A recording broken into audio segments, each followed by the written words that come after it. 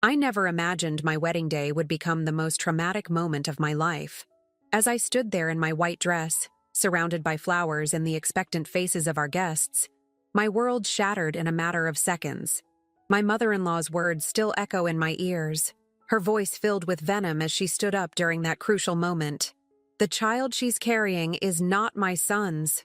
The church fell silent. 250 guests turned to stare at me, their expressions morphing from joy to shock, then to judgment. I felt my baby kick inside me, as if sensing my distress.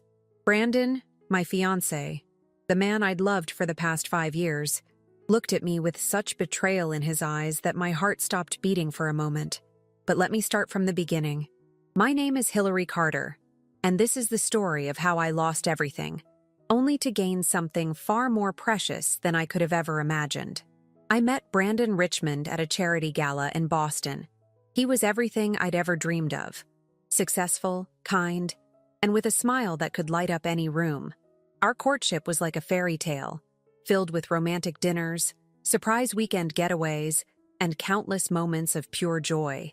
Even his mother, Margaret, seemed to adore me at first. She would invite me for tea, share family recipes, and tell me stories about Brandon's childhood. I thought I'd hit the jackpot with my future mother-in-law. Everything changed when I discovered I was pregnant. Brandon was overjoyed, spinning me around in our kitchen when I showed him the positive test. We decided to move our wedding date closer, wanting our child to be born into a traditional family setting. That's when I started noticing subtle changes in Margaret's behavior. She began asking strange questions about my past relationships. Her warm smiles turned forced, and her eyes would linger on my growing belly with an expression I couldn't quite read. I brushed it off as pre-wedding jitters, or perhaps some anxiety about becoming a grandmother. How wrong I was. The weeks leading up to the wedding were a whirlwind of preparations. Margaret insisted on being involved in every detail, from the flower arrangements to the seating chart. Looking back, I should have seen the signs. She was gathering information, learning every detail of our celebration to orchestrate her cruel plan perfectly. The morning of my wedding dawned bright and clear. My bridesmaids helped me into my dress, specially altered to accommodate my 4-month baby bump. My father wiped away tears when he saw me, and for a moment, everything felt perfect. I remember touching my belly, whispering a promise to my unborn child that they would grow up surrounded by love. As I walked down the aisle, my eyes locked with Brandon's. He looked so handsome in his tuxedo, and the love in his eyes made me feel like the luckiest woman alive. The church was decorated with white roses and lilies, Margaret's choices. She sat in the front row, wearing a pale blue dress and a strange, almost triumphant smile. The ceremony proceeded normally until the moment when the priest asked if anyone had any reason why we shouldn't be married. That's when Margaret stood up, her voice cutting through the sacred silence like a knife. "I have proof," she announced, pulling out a manila envelope. "I have proof that the child my son thinks is his was conceived with another man. Hillary has been lying to all of us." The next few minutes were a blur of chaos. Margaret walked to the altar, handing Brandon what she claimed were medical records and photos. I tried to speak, to defend myself, but my voice seemed trapped in my throat. The documents looked official, complete with medical letterheads and timestamps. Even I felt a moment of doubt, wondering how she had managed to create such convincing evidence. Brandon's face turned pale as he looked through the papers. When he finally looked at me, I didn't recognize the man I loved. His eyes were cold, distant, filled with a mixture of hurt and disgust that broke something inside me. "Is this true?" he asked, his voice barely a whisper. "No!" I finally found my voice. "Brandon, you know me. You know I would never—" But Margaret interrupted, her voice dripping with false sympathy. "The dates don't lie, dear. The conception had to have happened during that business trip you took to New York. Remember? When Brandon was in London?" I stood there, my hand protectively covering my belly, as my perfect world crumbled around me. The whispers from the guests grew louder, becoming a wave of judgment that threatened to drown me. My bridesmaid stood frozen, unsure whether to defend me or step away from the scandal. That's when Brandon made his choice. Without another word, he turned and walked away from the altar. His best man followed, then his groomsmen.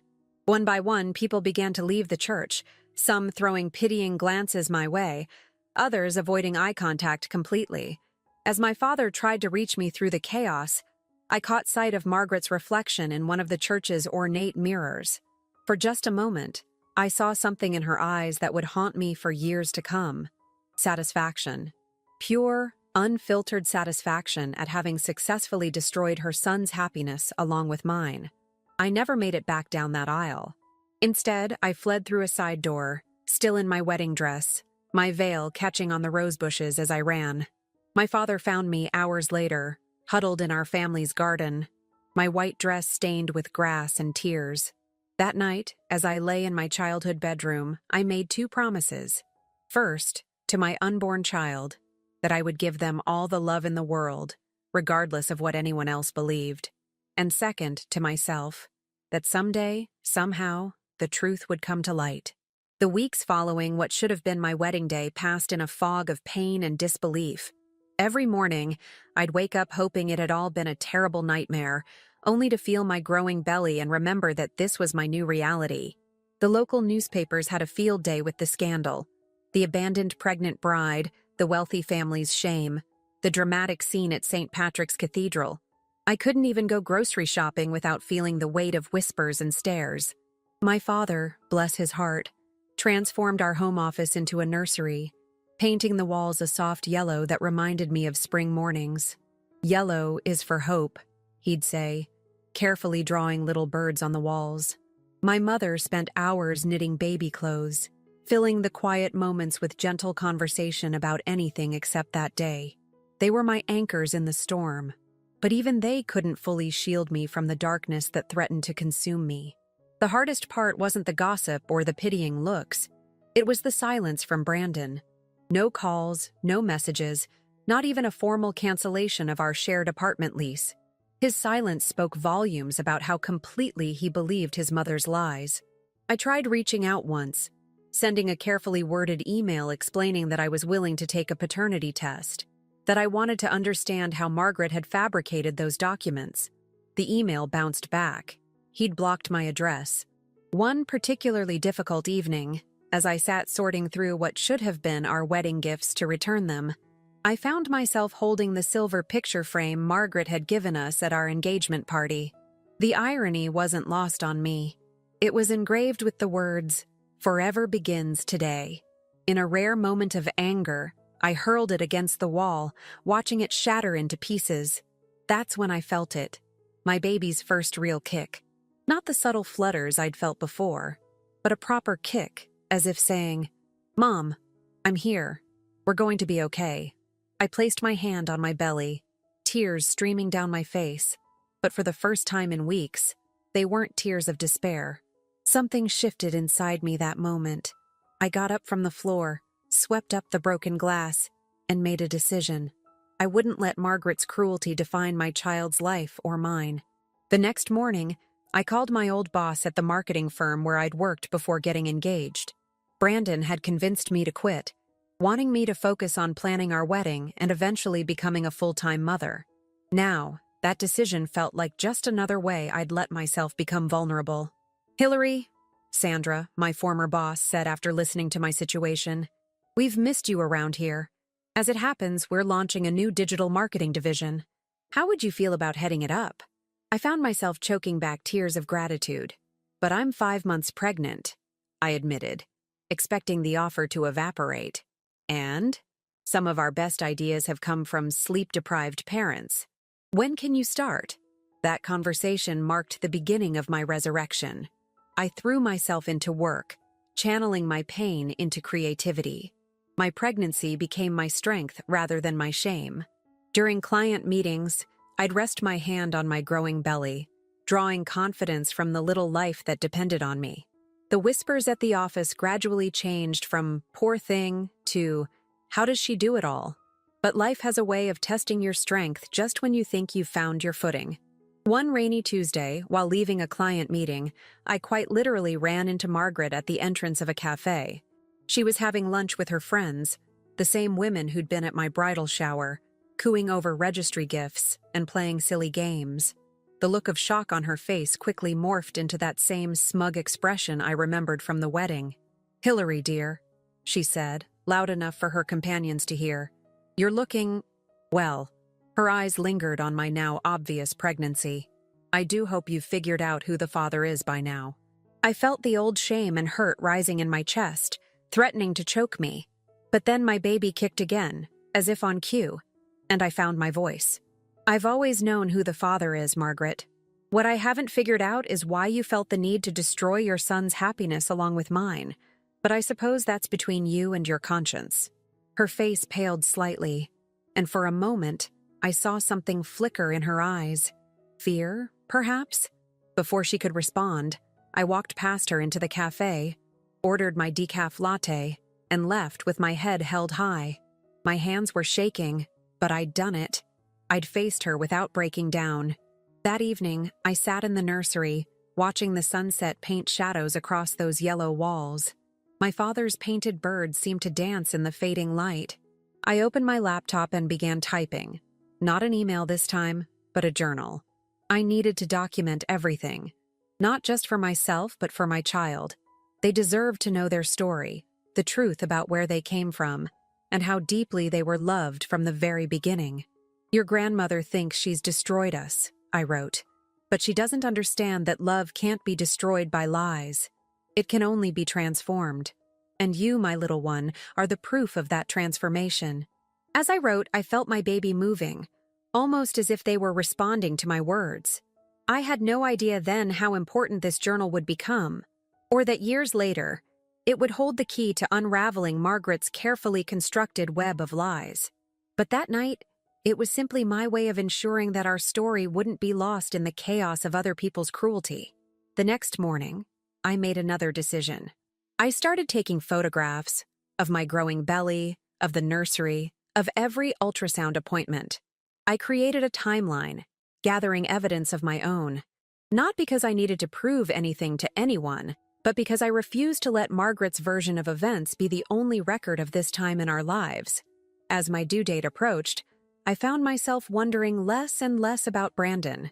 The man who could walk away without even hearing my side of the story, who could believe the worst about me so easily, wasn't the man I thought I'd known.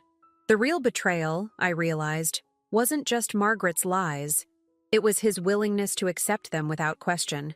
The old Hillary died on that altar, but the woman who emerged from those ashes was stronger than I ever imagined I could be. My baby and I were writing our own story now, one that didn't need validation from the Richmonds or anyone else. What I didn't know then was that this was just the beginning of a journey that would lead to an even more extraordinary chapter in our lives. My son was born on a crisp October morning, just as the sun was rising over Boston Harbor. The moment I heard his first cry, everything else faded away. The pain of the past months, the betrayal, the gossip, none of it mattered anymore. Looking into his perfect face, I saw my future staring back at me with Brandon's eyes. I named him Alexander, after my father, Alexander James Carter. Not Richmond. That bridge had been burned on what should have been my wedding day. As I held him in my arms that first morning, I whispered promises into his tiny ear. I would protect him, not just from physical harm, but from the toxic legacy of lies that had marked his entrance into this world. The nurses kept commenting on how much he looked like his father. Each comment was like a small knife to my heart, but they weren't wrong. Alexander was Brandon's mirror image, from his dark curls to the slight dimple in his left cheek when he smiled. Sometimes, in the quiet hours of night feedings, I would study his little face and wonder if Brandon ever thought about us, if he ever questioned his mother's story. My parents were absolutely smitten with their grandson. Dad would spend hours walking Alexander around the garden, pointing out different birds and plants, while Mom documented every milestone with her camera. "He's a Richmond through and through," she'd sometimes murmur, thinking I couldn't hear. But she was wrong. Alexander was a Carter, and I was determined to raise him with the strength and integrity that name represented. Work became my sanctuary. Sandra, my boss, had set up a small nursery adjacent to my office, allowing me to keep Alexander close while building our digital marketing division into one of the company's most successful departments. By his first birthday, I had earned a promotion and moved us into our own apartment, a cozy two-bedroom with a view of the park. Life fell into a comfortable rhythm. Mornings were a whirlwind of baby giggles, rushed breakfasts, and dropping Alexander off at the office nursery. During lunch breaks, I'd take him to the park across the street, where he'd squeal with delight at the pigeons and squirrels. Evenings were our special time: bath, stories, and cuddles. In those moments, our little family of two felt complete, but the past has a way of refusing to stay buried. When Alexander was 18 months old, I received an unexpected package at work. Inside was a silver rattle, an exact replica of the one Brandon had played with as a baby. There was no note, no return address, but I knew it was from Margaret. The message was clear: she was watching us. I should have thrown it away, but instead I locked it in my desk drawer along with the journal I'd been keeping since my pregnancy. Something told me to hold on to it, to add it to my growing collection of evidence. Not that I was actively seeking justice anymore. My focus was on giving Alexander the best life possible. But deep down, I knew this story wasn't over. As Alexander grew, so did his personality.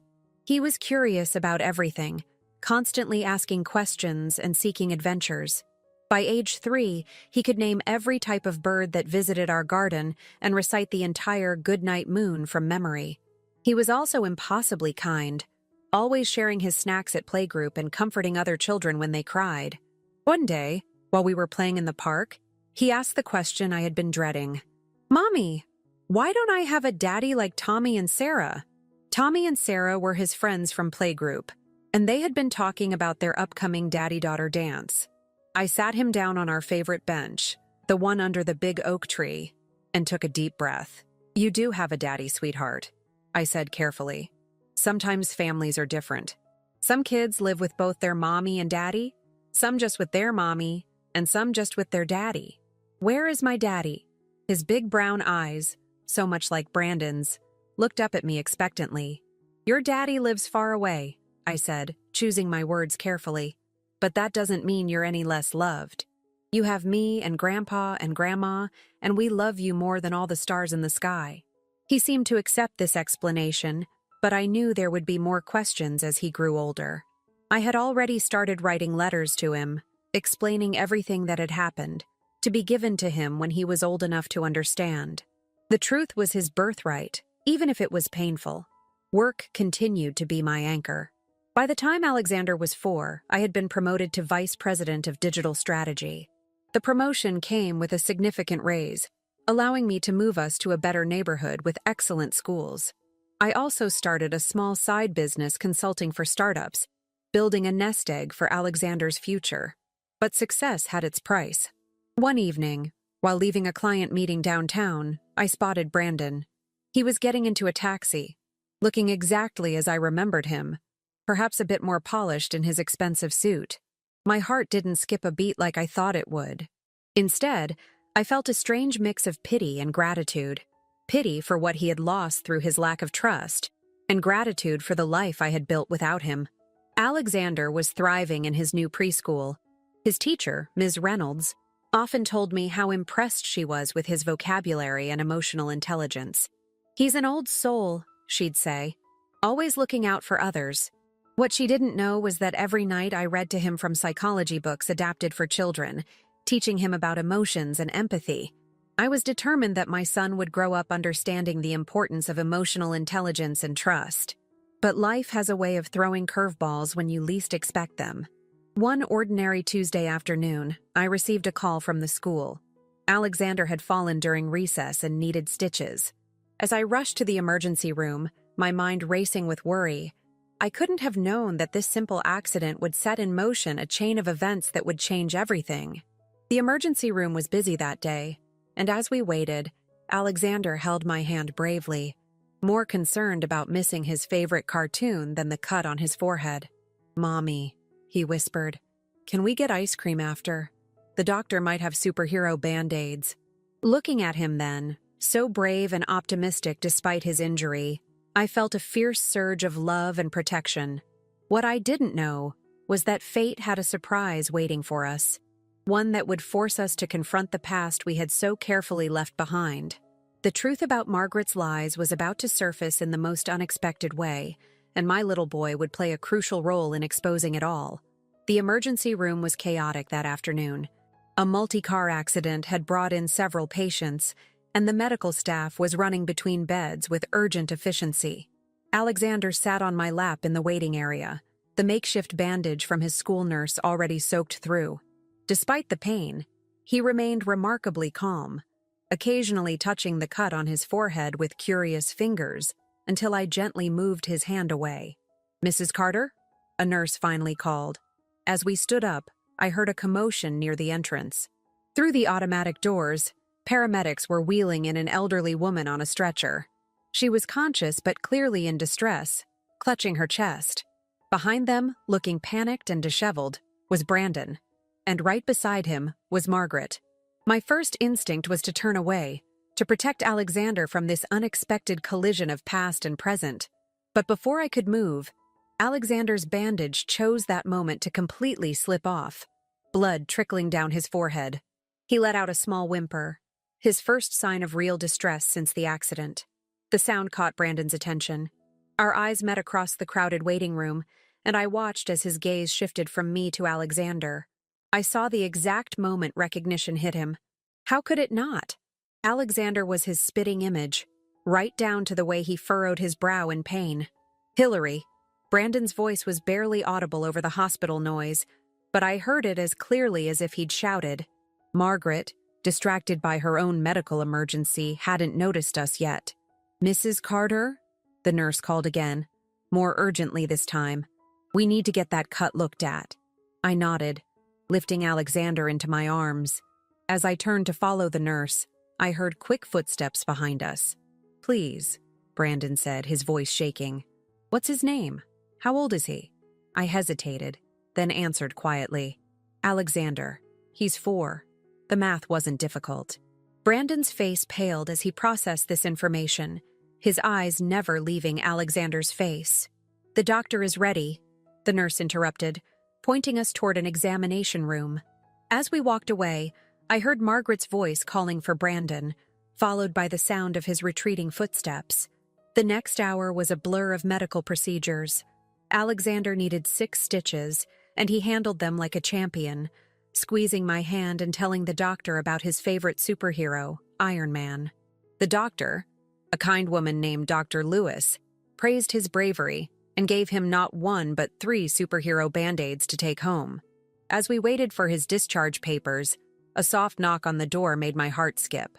Brandon stood in the doorway, looking uncertain and aged somehow, despite it being only a few years since I'd last seen him. "Mom?" Alexander whispered, tugging at my sleeve. "That man looks like me." Before I could respond, Dr. Lewis returned with our paperwork. She glanced between Brandon and Alexander, and I saw understanding dawn in her eyes. With professional discretion, she quickly finished her instructions about wound care and left us alone. "Hillary?" Brandon began, his voice cracking. Can we talk?" "Mommy promised ice cream," Alexander announced, unaware of the tension in the room. "Do you like ice cream?" Brandon's eyes filled with tears. "I do," he managed to say. "Chocolate's my favorite." "Mine too," Alexander beamed, touching his stitches gently. "Mommy says I'm brave, so I get extra sprinkles today." I watched this interaction with a mix of emotions I couldn't quite name. 5 years of anger, hurt, and protective instinct warred with the undeniable reality of seeing father and son together for the first time. "My mother," Brandon said suddenly. "She had a heart attack. They're running tests now, but—" He trailed off, running a hand through his hair. A gesture so familiar it made my chest ache. "Hillary, I've been such a fool. The things she showed me that day, I should have—" "Not here," I interrupted, nodding toward Alexander, who was happily playing with his new band-aids. "Not now." Brandon nodded, then reached into his pocket and pulled out a business card. "Please," he said, placing it on the examination table. "When you're ready, I need to understand everything." As he turned to leave, Alexander called out, "Bye! I hope you get ice cream too." Brandon stopped in the doorway, his shoulders shaking slightly. Without turning around, he replied softly, "Thank you, Alexander." I hope you feel better soon." Then he was gone. In the cab ride home, after our promised ice cream stop, Alexander fell asleep against my shoulder, exhausted from the day's events. I held him close, breathing in his familiar scent mixed with antiseptic and chocolate, and thought about the business card burning a hole in my purse. That night, after tucking Alexander into bed with extra cuddles and story time, I sat at my kitchen table and stared at Brandon's card. The embossed letters showed he had made partner at his law firm. There was an email address and 2 phone numbers, office and mobile. I pulled out my old journal, the one I'd started the night of the failed wedding, and began to write. But this time, instead of documenting our story for Alexander's future understanding, I found myself composing an email to Brandon. It was time for the truth to come out. Not just for Alexander's sake, but for all of us. What I didn't know then was that in her hospital room, Margaret was having a very different kind of revelation. Faced with her own mortality, the weight of her lies had finally become too heavy to bear. As I sat writing my email, she was making a confession to her son that would shake the foundations of everything he thought he knew about that day 5 years ago. The next morning, as I dropped Alexander off at school, his brave little face sporting his superhero band-aids, I had no idea that both Brandon and I had spent the night uncovering different pieces of the same tragic puzzle. The truth was about to explode into the open, but not in any way I could have anticipated. My phone buzzed just as I reached my office. It was a text from an unknown number. "Hillary, it's Brandon. Mother wants to see Alexander. She's asking for him. Please. She says she needs to make things right before it's too late." I stared at the message, my finger hovering over the delete button. But then I remembered Alexander's words from the day before. "That man looks like me." He deserved to know his family, all of it, even the parts that had hurt us so deeply. The question was, could I trust Margaret's deathbed remorse? And more importantly, could I trust Brandon again? The answer would come sooner than I expected, and in a way that none of us could have predicted. Because sometimes, it takes a child's innocent heart to heal the deepest wounds, and Alexander was about to prove that love truly can triumph over lies, even if the path to truth is paved with unexpected sacrifices. I spent the entire morning staring at Brandon's text message, my finger hovering over the keyboard as I composed and deleted response after response. The rational part of my brain screamed that this was a trap, another one of Margaret's manipulations. But something in my gut told me this time was different. Perhaps it was the desperation in Brandon's voice at the hospital, or maybe it was the way Margaret had looked on that stretcher. Vulnerable, human, stripped of her usual armor of superiority. Finally, around noon I wrote back, "I need to speak with you first. Alone. Tonight, after Alexander is asleep. My parents can watch him." His response was immediate. "Thank you. Name the place and time." We agreed to meet at a small coffee shop near my apartment at 8 p.m. It was neutral territory, public enough to feel safe but quiet enough for the conversation we needed to have. I spent the rest of the day in a fog, going through the motions at work while my mind raced with all the things I needed to say. That evening, as I tucked Alexander into bed, he asked about the man from the hospital again. "Mommy, why did that man cry when he saw me?" I sat on the edge of his bed, running my fingers through his dark curls, so like his father's. "Sometimes, sweetheart, grown-ups cry when they're surprised by something beautiful." "Was he surprised by my superhero band-aids?" he asked innocently. "Something like that," I whispered, kissing his forehead carefully around the stitches. "Sweet dreams, my brave boy." The coffee shop was nearly empty when I arrived. Brandon was already there, sitting at a corner table with 2 cups in front of him. He stood when he saw me, and I noticed he'd loosened his tie, his usual polished appearance slightly disheveled. "I remembered how you take your coffee," he said quietly. "Vanilla latte with an extra shot." I sat down, wrapping my hands around the warm cup but not drinking. "Why now, Brandon? After 5 years, why does she suddenly want to see him?" He ran a hand through his hair, that familiar gesture again. "She's dying, Hillary. The heart attack was worse than we initially thought. There's extensive damage, and she's refusing bypass surgery. She says—" He paused, his voice breaking slightly. She says she doesn't deserve to live with what she's done. What exactly has she told you? I asked, my heart pounding. Everything. He pulled out a folded piece of paper from his jacket pocket. She wrote this confession last night. I had it notarized this morning. She detailed exactly how she fabricated those documents, how she paid a lab technician to create false paternity test results, how she— He stopped, his hands shaking. How she orchestrated the entire thing because she thought you were taking me away from her. She was convinced I would move to New York for your career, and she couldn't bear the thought of losing me. I felt the room spin slightly. After 5 years of carrying the weight of those lies, hearing the truth spoken aloud was almost too much to bear. And you? I asked, my voice barely a whisper. What do you think now? I think I've been the biggest fool in the world, he replied, his eyes filling with tears. I think I threw away everything that mattered because I was too weak to stand up to her, too afraid to trust my heart over her lies. I think— He reached across the table, not quite touching my hand. I think I've missed 5 years of my son's life, and I'll never forgive myself for that. Alexander, I said firmly.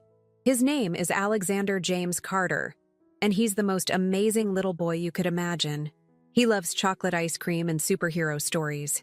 He can name every bird in the park, and he always shares his snacks with other kids. He's kind and brave and smart, and I've done everything in my power to protect him from the pain you and your mother caused. Brandon withdrew his hand, nodding slowly. You've done an incredible job with him. I saw that yesterday. He's perfect. He's not perfect, I corrected. He's real. He's a little boy who sometimes asks about his daddy, who deserves to know where he comes from, but who also deserves to be protected from anyone who might hurt him, emotionally or otherwise.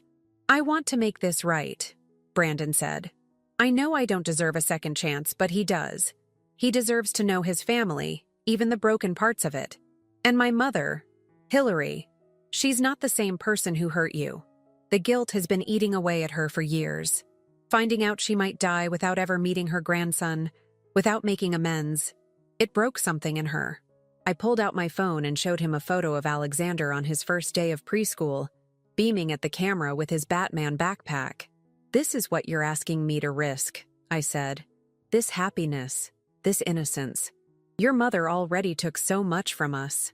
How can I trust her with him? Brandon stared at the photo, tears rolling down his cheeks. Because she's not asking for forgiveness, he said quietly. She just wants to meet him once, to tell him the truth herself, in whatever way is appropriate for a child his age. She wants him to know that none of it was your fault, that his father was a coward, and his grandmother was wrong. She wants to give him the truth before she dies. I took a sip of my now cold coffee, thinking about the journal I'd been keeping all these years. I have conditions, I said finally. Non-negotiable ones. Brandon straightened up, wiping his eyes. Anything. First, I need to meet with her alone before she sees Alexander. I need to look her in the eye and hear this confession myself. Second, if, and it's a big if, I allow her to meet him, it will be on my terms, in my presence, and I can end it at any moment if I feel it's not in his best interest. Of course, Brandon nodded. And third, I continued, my voice firm, you need to understand that while Alexander deserves to know his father, trust has to be earned. If you want to be in his life, it has to be completely. No disappearing when things get hard, no letting your mother manipulate situations again. He's not a prop for anyone's redemption story. He's a little boy who needs stability and love. I understand, Brandon said solemnly. I'll do whatever it takes. I've already started therapy, trying to understand how I let my mother control me for so long, how I could have doubted you so easily. I know I have a lot of work to do. As we sat there in that quiet coffee shop, the weight of 5 years of pain and secrets hanging between us, my phone buzzed. It was a text from my mother with a photo of Alexander sleeping, his stuffed penguin clutched tight in his arms. Looking at his peaceful face, I made my decision. Tomorrow, I said, putting my phone away. I'll meet with her tomorrow. But Brandon? I caught his eye. If this is another manipulation, if she hurts him in any way, it's not, he interrupted. And I won't let her. Not this time. I promise. What I didn't know then was that Margaret's confession was just the beginning. The next 24 hours would bring revelations that would shake us all to our core, and Alexander would play a role that none of us could have anticipated. Sometimes the path to healing comes from the most unexpected directions, and sometimes it takes a child's pure heart to show adults the way back to truth and forgiveness. The hospital corridor seemed endless as I walked toward Margaret's room the next morning. Each step felt heavier than the last, my heart pounding with a mixture of anger and anxiety. I'd left Alexander at school, telling him I had an important meeting. His goodbye hug had given me strength, but now, standing outside room 415, I felt that strength wavering. Through the door's window, I could see Margaret propped up in bed, looking smaller and frailer than I remembered. Gone was the impeccably dressed woman who had destroyed my wedding day. In her place was an elderly patient, connected to monitors and IV lines, her silver hair limp against the pillow. "Come in, Hillary," she called out weakly, having noticed me through the window. "Please." I entered the room, staying near the door. The beeping of her heart monitor filled the silence between us. Finally, she spoke again, her voice trembling. "You look well," she said. "Motherhood suits you." "Let's not do this, Margaret," I replied firmly. "No small talk, no pleasantries. You wanted to see me before meeting Alexander. I'm here. Talk." She closed her eyes briefly, tears sliding down her wrinkled cheeks. "You're right, of course. Always so direct, so honest. Everything I should have been." She reached for a manila envelope on her bedside table, her hands shaking. "Everything is in here. The original documents I altered, receipts from the lab technician I bribed, emails arranging the whole horrible plan. But more importantly," she pulled out a handwritten letter. "This is my full confession." I took the envelope but didn't open it. "Why?" I asked, the question that had haunted me for 5 years finally escaping my lips. "Why did you do it?" "Because I was terrified of losing Brandon," she whispered. "When he met you, everything changed. He started talking about moving to New York for your career, about starting a fresh life away from Boston, away from me. Then you got pregnant and She paused, her monitor showing a spike in her heart rate. "I convinced myself you were trapping him, that you'd take him away forever. I became obsessed with preventing that. So you destroyed us both instead," I said, my voice cold. "You didn't just hurt me, Margaret. You hurt your own son. You deprived your grandson of his father." "I know," she sobbed. "When Brandon told me about seeing you and Alexander in the ER, seeing his own face in that little boy's... Hillary, I've been dying inside for years with this guilt. But that moment, knowing what I'd done to my own grandchild..." Suddenly, her monitor started beeping rapidly. A nurse rushed in, checking her vitals and giving me a concerned look. "Mrs. Richmond needs to stay calm," she warned. I waited until the nurse left before speaking again. "You want to meet Alexander. Why should I allow that?" Margaret took several deep breaths before answering. "Because he deserves to know the truth, and because I'm dying. The doctors say without surgery I have weeks at most. Even with it, my chances are poor. I've refused the surgery because I need to do this first. I need to make things right." "And how exactly do you plan to make 5 years of lies right?" I challenged. "I don't," she replied simply. "I can't. But I can give him something precious. The truth about his parents' love story, about how my lies tore it apart, and about how none of it was ever his mother's fault. He needs to know that his father didn't abandon him willingly, that his mother protected him fiercely, and that his grandmother..." Her voice broke. "That his grandmother made a terrible mistake out of fear and selfish love." I sat down in the chair beside her bed, finally opening the envelope. As I read through the documents, the elaborate web of lies she had woven became clear. The sophistication of her deception was staggering. Altered medical records, fabricated photographs, even a fake witness statement about my supposed infidelity. "Does Brandon know all of this?" I asked, holding up the evidence of her manipulation. "Yes," she nodded. "I told him everything yesterday. Hillary, I've never seen my son so angry, so devastated. He barely spoke 2 words to me after I finished. Just sat there, staring at the wall, tears running down his face. Then he got up and left. He came back this morning only to tell me he's started therapy to deal with how I've controlled his life. As if on cue, there was a knock at the door. Brandon stood there, looking exhausted, like he hadn't slept.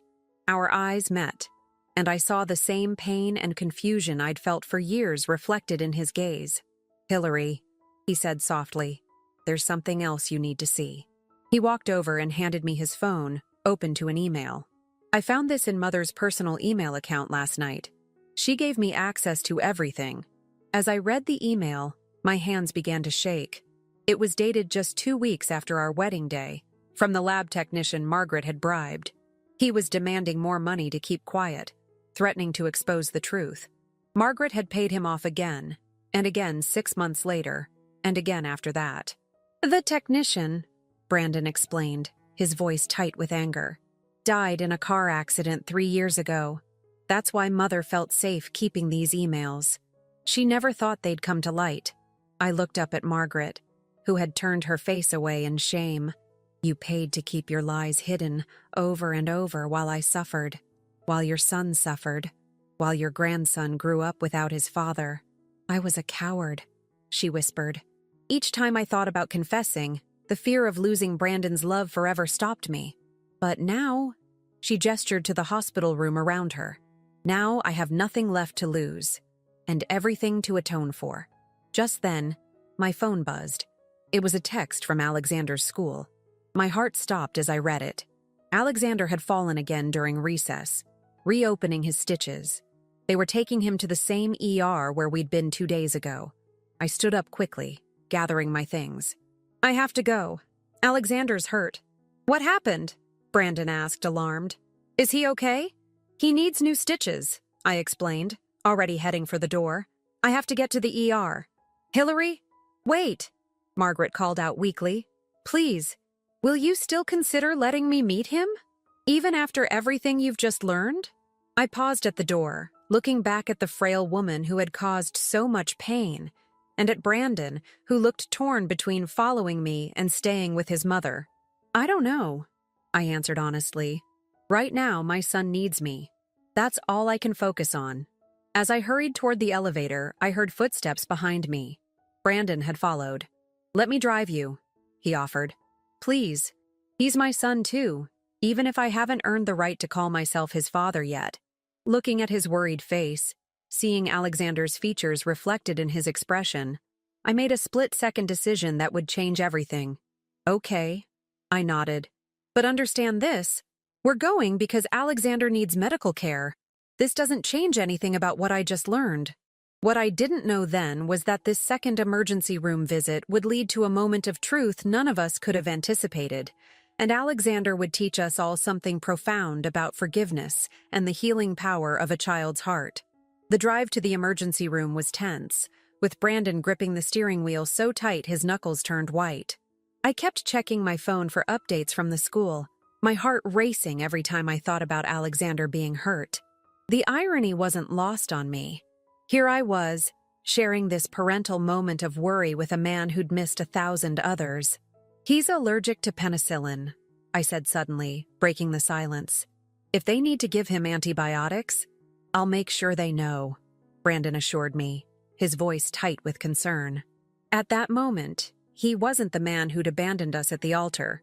He was just a father worried about his son. We found Alexander in the pediatric ER, sitting on an examination table with his teacher, Ms. Reynolds, beside him. His previous stitches had indeed come loose, and blood had stained his favorite Spider-Man t-shirt.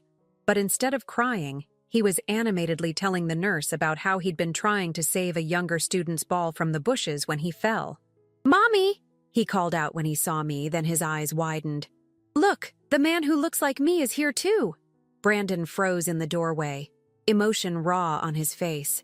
The nurse looked between them, clearly noting the resemblance, then tactfully excused herself to get the doctor. Ms. Reynolds, sensing the delicate situation, patted Alexander's hand and said she'd check on him later. "Does your head hurt, sweetheart?" I asked, examining the reopened cut. "Not much," Alexander replied bravely, then turned to Brandon. "Did you get ice cream after you left last time?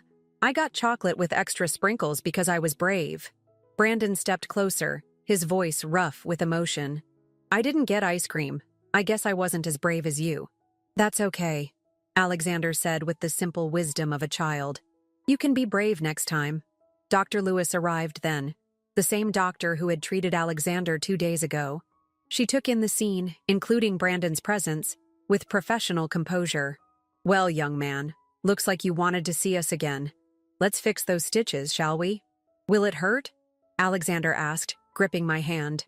A little, Dr. Lewis admitted. But I think you've got plenty of support here to help you through it. As she prepared the local anesthetic, Alexander looked at Brandon.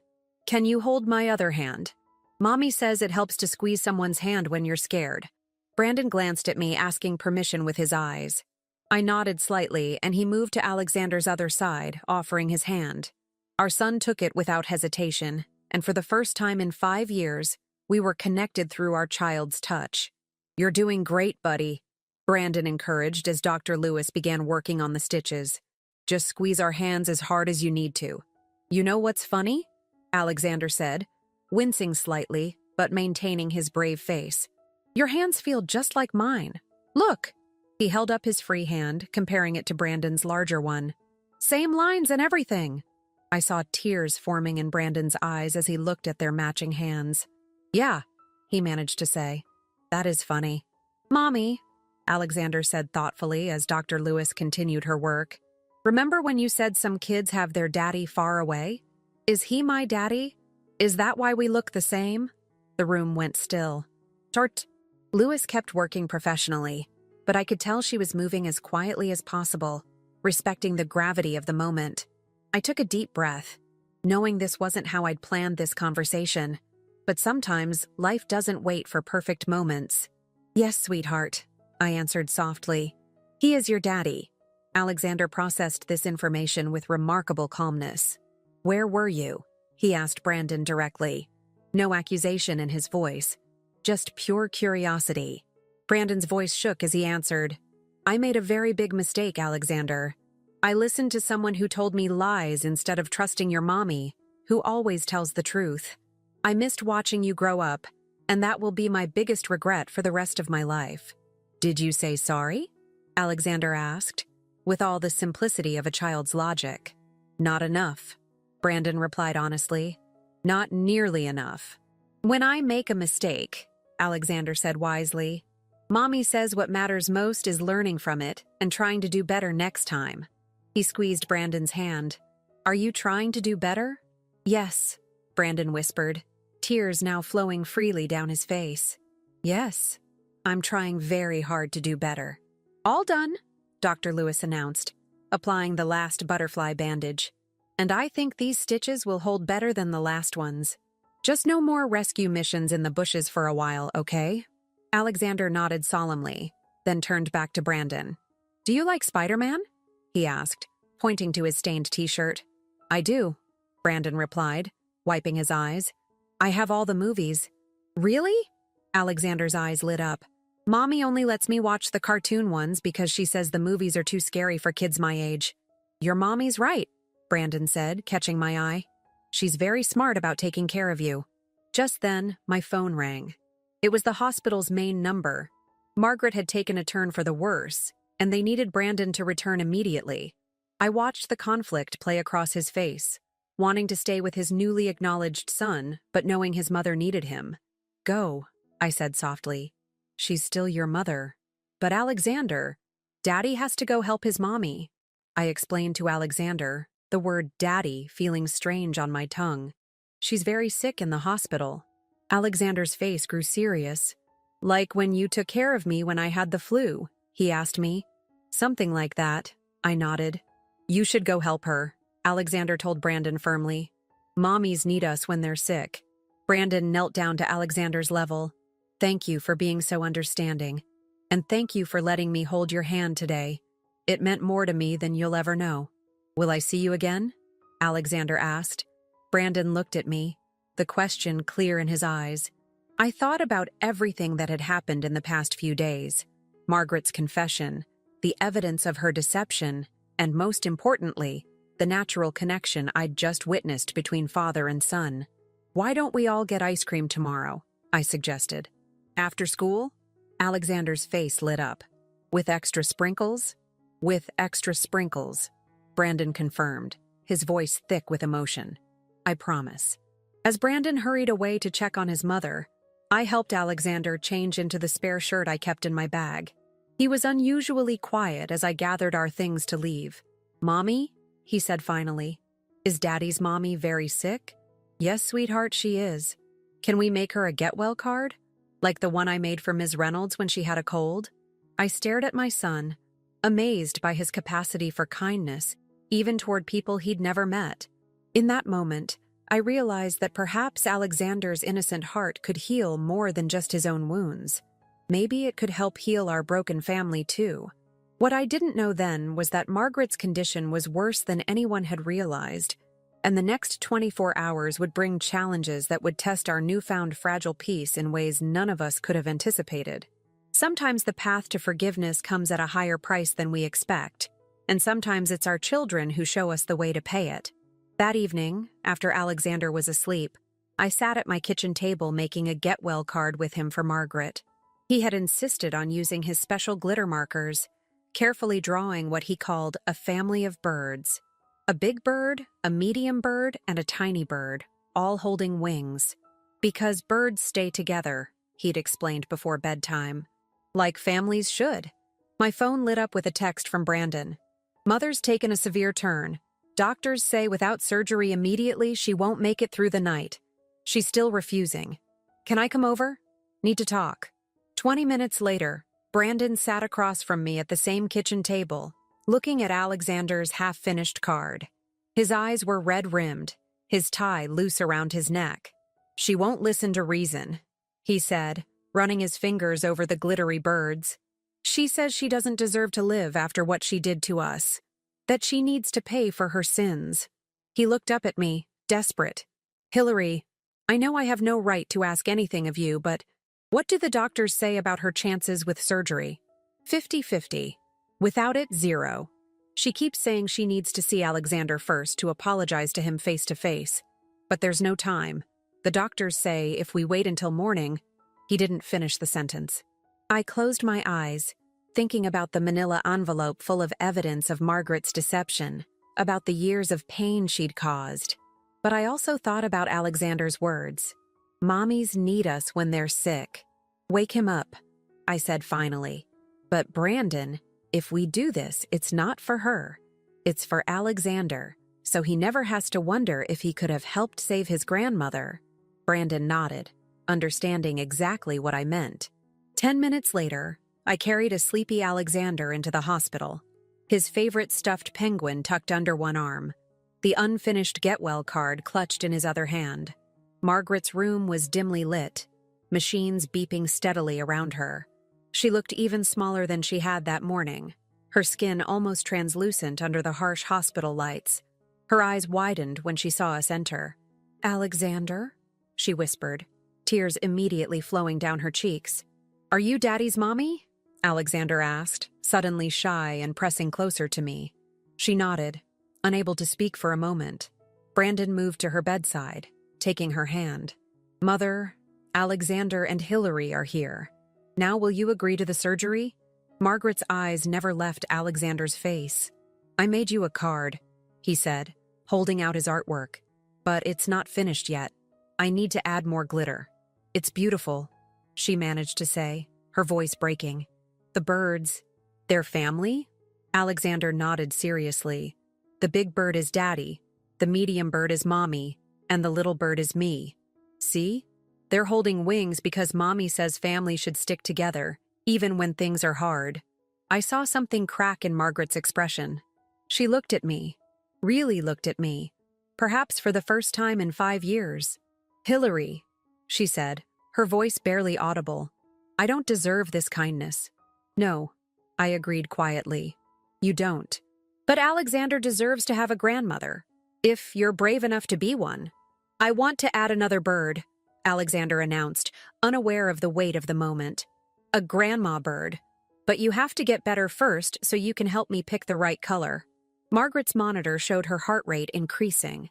A nurse poked her head in, concerned, but Margaret waved her away.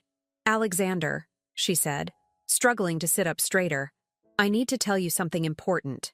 A long time ago, I did something very wrong. I told lies that hurt your mommy and daddy very much. Did you say sorry? Alexander asked, echoing the same question he'd asked Brandon earlier. Not enough, Margaret answered, unconsciously echoing Brandon's earlier response. Not nearly enough. When I lie, Alexander said thoughtfully, Mommy makes me sit in the thinking chair until I'm ready to tell the truth and say sorry.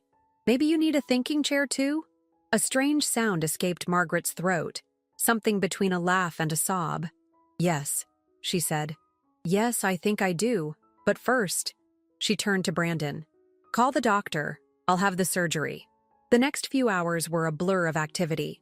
As they prepared Margaret for emergency surgery, Alexander fell asleep in my arms in the waiting room, his penguin tucked under his chin. Brandon sat beside us, occasionally reaching out to smooth our son's hair. Hillary, he said softly, careful not to wake Alexander. Thank you for bringing him, for giving her a chance, for everything. I didn't do it for her, I reminded him. I know. That's what makes it even more remarkable. He paused, watching Alexander sleep. He's so much like you, you know. Your kindness, your wisdom. I see it in everything he does. He has your smile, I said without thinking, and your heart, when it's not being clouded by fear or doubt. The surgery lasted 6 hours. Alexander woke up a few times, asked for water, then drifted back to sleep.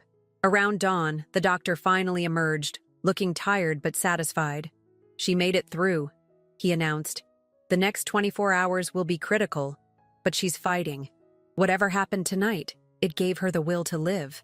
Looking down at our sleeping son, I knew exactly what, or rather who, had given Margaret that will to live. Alexander had done what neither Brandon nor I could do. He had offered unconditional forgiveness, the kind that only a child's pure heart can give.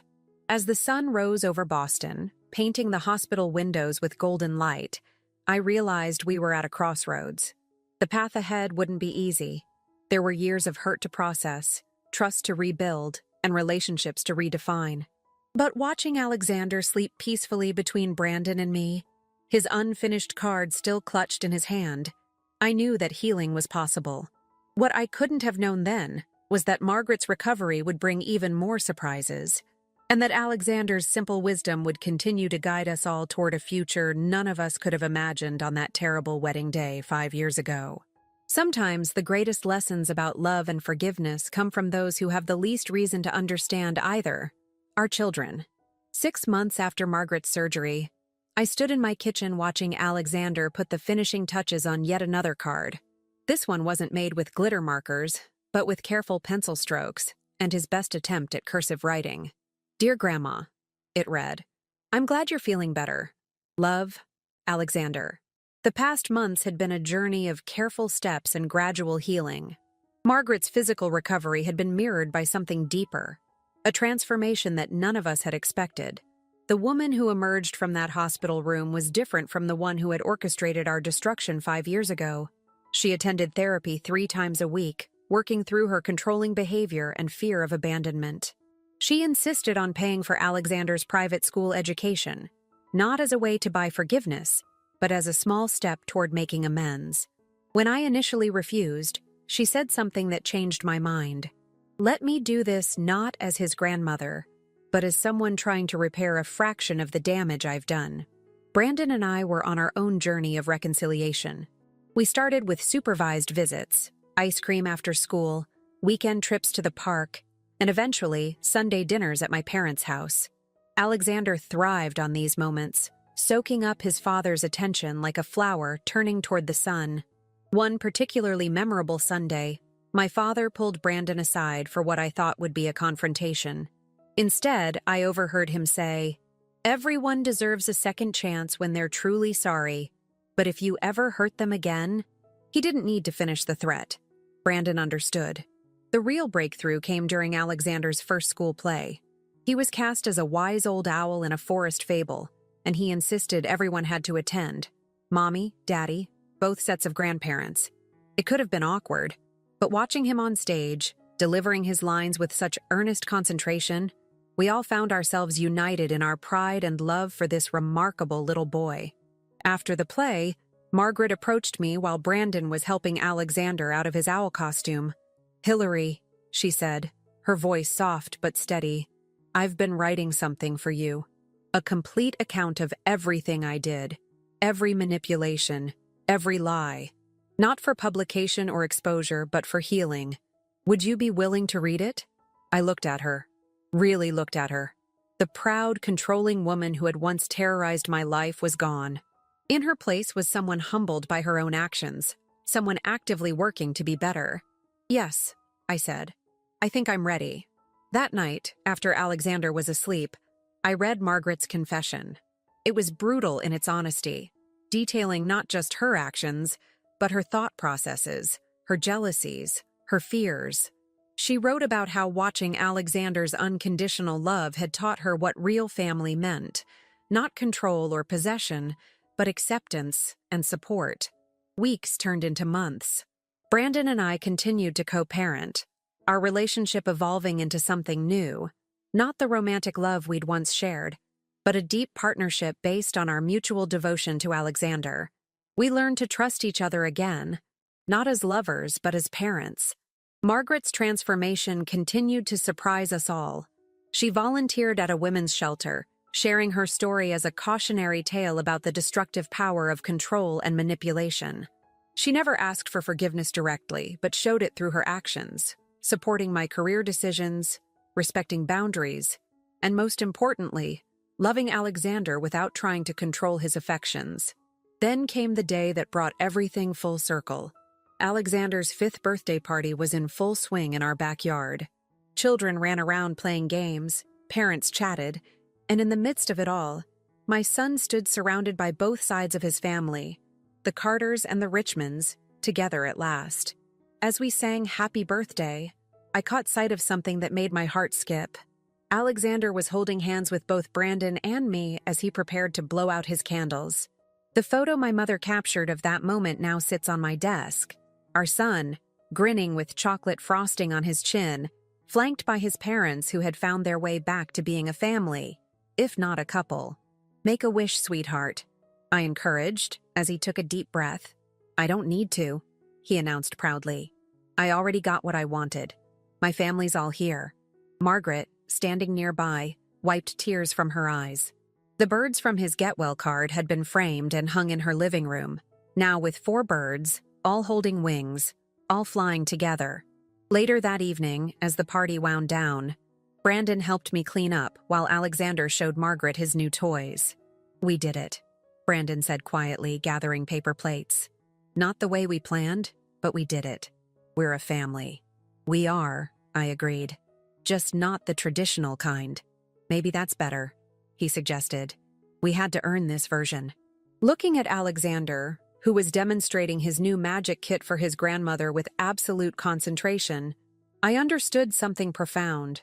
Sometimes the families we build from the ashes of our mistakes are stronger than the ones we originally planned. Our son had taught us that love doesn't have to look like a fairy tale to be real and meaningful. The story of how my wedding day turned into a nightmare will always be part of our history, but it's no longer the defining chapter. Instead, it's become the beginning of a different story, one about redemption, growth, and the pure wisdom of a child who taught 3 generations how to love without conditions or fears. As the sun set on Alexander's birthday party, he gathered us all for one more photo. "Stand together," he directed, arranging us just so, like the birds in my picture. And there we were, his father, his grandmother, his mother, and him in the middle, holding us all together with the simple, powerful love that had healed our broken family, not through grand gestures or dramatic moments, but through small acts of kindness, through daily choices to be better, and through the unwavering belief that family, in whatever form it takes, is worth fighting for. That night, as I tucked Alexander into bed surrounded by his new toys, he asked me a question that showed just how much he understood. "Mommy, are you still mad at Daddy and Grandma?" "No, sweetheart," I answered honestly. "I'm not mad anymore. They made mistakes, but they worked very hard to fix them. Just like you do when you make mistakes, remember?" He nodded sagely.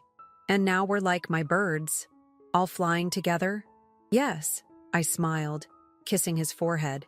We're all flying together now.